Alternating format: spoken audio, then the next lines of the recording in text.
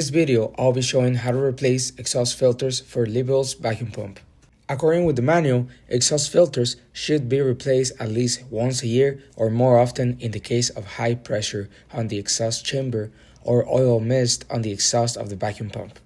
First, we turn off the system and we let the vacuum pump cool down. Next, we will lose all the bolts on the exhaust cover plate.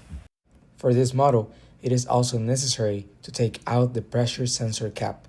Once off, we can take the plate out to replace the exhaust filters. This model only uses 2 filters.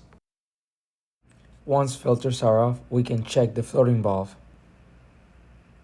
Once we have replaced the filters, we can put the whole assembly back into the vacuum pump.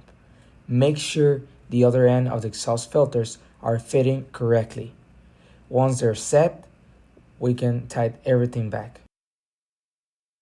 Next, we turn the system key to the on position. Finally, we're gonna select system to automatic mode, we're gonna set base position, and we're gonna make sure the heaters are on. Ecoclean, technology that inspires.